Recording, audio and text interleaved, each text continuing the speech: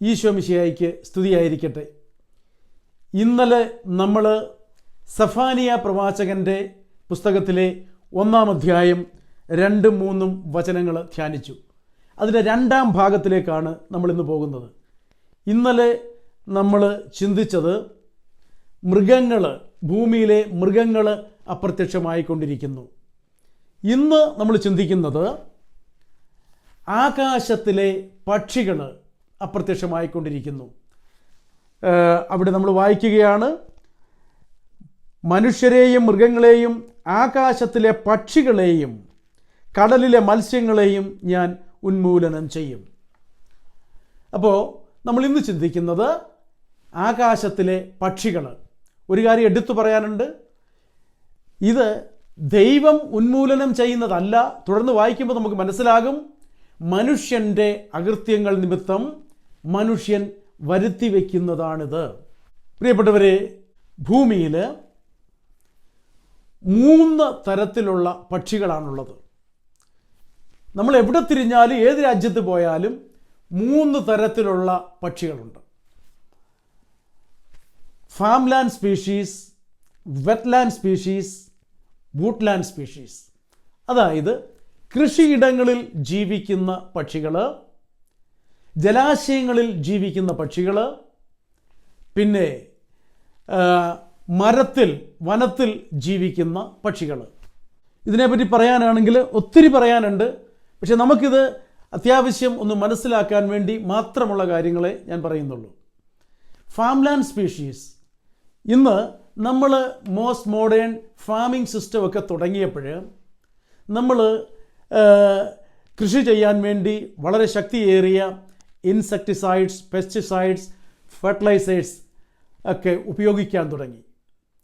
അതായത് കീടനാശിനികൾ, അതുപോലെ രാസവളങ്ങൾ ഒക്കെ ഉപയോഗിച്ച് കൃഷി ചെയ്യാൻ തുടങ്ങി. അപ്പോൾ എന്തു പറ്റിയെന്ന് ചോദിച്ചാൽ, മണ്ണ് കണ്ടാമിനേറ്റഡായി, മലിനമായി. അതുപോലെ മഴ പെയ്യുമ്പോൾ നമ്മൾ ഈ ഉപയോഗിക്കുന്ന കെമിക്കൽസ് എല്ലാം ഇത് വെള്ളത്തിൽ കലർന്ന് വെള്ളം മലിനമായി. ഈ ഫാംലാൻഡ് സ്പീഷീസ് എന്ന് പറയുന്ന കൃഷിയിടങ്ങളിൽ ജീവിച്ചുകൊണ്ടിരുന്ന ഈ പക്ഷികൾ അവർ ഈ മലിനമായ വെള്ളം കുടിച്ചു. അതുപോലെ ഈ കണ്ടാമിനേറ്റഡായ ഈ വിഷമൊക്കെ അടിച്ച ഈ ഭക്ഷണങ്ങളാണ് കഴിച്ചത്. അങ്ങനെ അവരുടെ റീപ്രൊഡക്റ്റീവ് കപ്പാസിറ്റി, അതായത് പ്രത്യുൽപാദനം, വംശവർദ്ധനവ് നടത്താനുള്ള കപ്പാസിറ്റി ക്രമേണ ഇല്ലാതായി. ഈ കൃഷിയിടങ്ങളിലൊക്കെ ഉണ്ടായിരുന്ന ഒത്തിരിയേറെ മരങ്ങൾ, ചെടികൾ ഒക്കെ ഉണ്ടായിരുന്നു. എന്നാൽ ഇതെല്ലാം നമ്മൾ വെട്ടി നീക്കിയതോടുകൂടി അവർക്ക് ഹാബിറ്റാറ്റ് ലോസ് ഉണ്ടായി. അതായത് അവരുടെ താമസ സ്ഥലങ്ങൾ നഷ്ടമായി. അങ്ങനെ ഞാൻ ചുരുക്കി പറഞ്ഞാൽ, പ്രിയപ്പെട്ടവരെ, ഒത്തിരിയേറെ പക്ഷികൾക്ക്, ആയിരക്കണക്കിന് സ്പീഷീസിന് വംശനാശം സംഭവിച്ചു. ഉദാഹരണം പറഞ്ഞാൽ, നമ്മൾ ഒരു വുഡ്പെക്കർ, ഈ മരംകൊത്തി, ഒരു എക്സാമ്പിൾ പറയുന്നതേ ഉള്ളൂ. ലോകത്ത് നിന്ന് ഏതാണ്ട് 97% പോയി കഴിഞ്ഞു ഈ സ്പീഷീസ്. അതുപോലെ 100 കണക്കിന് സ്പീഷീസ് ഓൾറെഡി പോയി കഴിഞ്ഞു. ചില കണക്കുകൾ പറയുന്നത് ചില ടെറിട്ടറിയിൽ, ചില ലോകത്തിൻ്റെ ചില ഭാഗങ്ങളിൽ ഇത് 95% അപ്രത്യക്ഷമായി കഴിഞ്ഞു എന്നാണ്. എന്ന് പറഞ്ഞാൽ അവ തീർന്നുകൊണ്ടിരിക്കുന്നു. പിന്നെ അടുത്തത് വെറ്റ്ലാൻഡ് സ്പീഷീസ്. അത്യുഗ്രമായ വരൾച്ച സംഭവിച്ചപ്പോൾ ജലാശയങ്ങൾ വറ്റിവരണ്ടു. ഈ വെറ്റ്ലാൻഡ് സ്പീഷീസിനും താമസ സ്ഥലമില്ലാതായി. തന്നെയുമല്ല, ഞാൻ പറഞ്ഞു, നമ്മുടെ അന്തരീക്ഷം, മണ്ണ് ഒക്കെ മലിനമായപ്പോൾ, രാസവസ്തുക്കൾ കലർന്നപ്പോൾ ഇത് മിക്സായ വെള്ളമാണ് ഇവർ കുടിക്കുന്നത്. അത് അതിവേഗം അവരുടെ പോപ്പുലേഷനെ ബാധിക്കുന്നു. അത് താഴോട്ട് പോകുന്നു. പ്രിയപ്പെട്ടവരെ, അങ്ങനെ ലോകത്തിൻ്റെ പല ഭാഗത്ത്, പലയിടത്തും വ്യത്യാസമുണ്ട്. എന്നാലും ആവറേജ് എടുത്താൽ ഈ വെറ്റ്ലാൻഡ് സ്പീഷീസ് ഭൂമിയിൽ നിന്ന് ഏതാണ്ട് 71% അപ്രത്യക്ഷമായി കഴിഞ്ഞു എന്ന് പല കണക്കുകളും സൂചിപ്പിക്കുന്നു. പ്രിയപ്പെട്ടവരെ, ഇനി നമുക്ക് ചിന്തിക്കാനുള്ളത്, വുഡ്ലാൻഡ് സ്പീഷീസ്, അതായത് മരത്തിൽ ജീവിക്കുന്നവർ അല്ലെങ്കിൽ ഫോറസ്റ്റിൽ ജീവിക്കുന്നവർ. ഇതിനെപ്പറ്റി കൂടുതൽ പറയാതെ തന്നെ നമുക്കെല്ലാവർക്കും അറിയാം.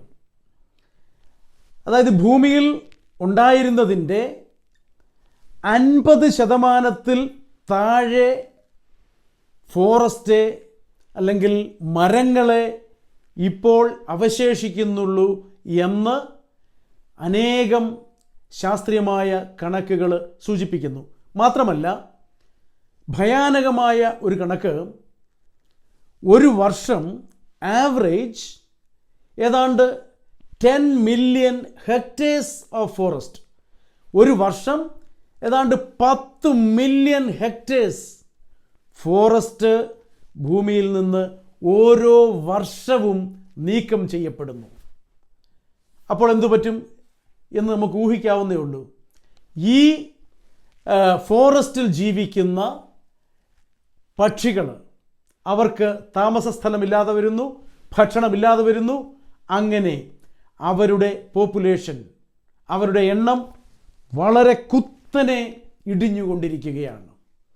ചുരുക്കി പറഞ്ഞാൽ പ്രിയപ്പെട്ടവരെ, ഭൂമിയിൽ നിന്ന് പക്ഷികൾ അതിവേഗം അപ്രത്യക്ഷമായിക്കൊണ്ടിരിക്കുന്നു. ഇത് വളരെ സീരിയസ് ആയ ഒരു പ്രശ്നമാണ്. ഇപ്പോൾ നമ്മൾ വീണ്ടും വചനത്തിലേക്ക് പോയാൽ അവിടെ പറയുകയാണ്, ഭൂമിയിൽ നിന്ന് ആകാശത്തിലെ സകല പക്ഷികളും നിർമാർജനം ചെയ്യപ്പെടും. പ്രിയപ്പെട്ടവരെ, ഈ 2630 വർഷം മുമ്പ് പ്രവാചകനിലൂടെ ദൈവം പറഞ്ഞ കാര്യങ്ങൾ ഇതാ നമ്മുടെ കൺമുമ്പിൽ ഇപ്പോൾ സംഭവിച്ചു കൊണ്ടിരിക്കുന്നത് നമ്മൾ കാണുന്നു. ഇതിനെപ്പറ്റി ആർക്കും യാതൊരു സംശയം പറയേണ്ട ആവശ്യമില്ല. സംശയമുള്ളവർ ഞാൻ ആദ്യം പറഞ്ഞതുപോലെ ഈ സയൻറ്റിഫിക് ജേണൽസ് വായിച്ചു നോക്കിയാൽ മതി. പ്രിയപ്പെട്ടവരെ, ദൈവത്തിൻ്റെ വചനം അക്ഷരാർത്ഥത്തിൽ നിറവേറുന്ന ഒരു കാലഘട്ടത്തിലാണ് നമ്മൾ ജീവിക്കുന്നത്. എല്ലാവരെയും ദൈവം സമൃദ്ധമായി അനുഗ്രഹിക്കട്ടെ.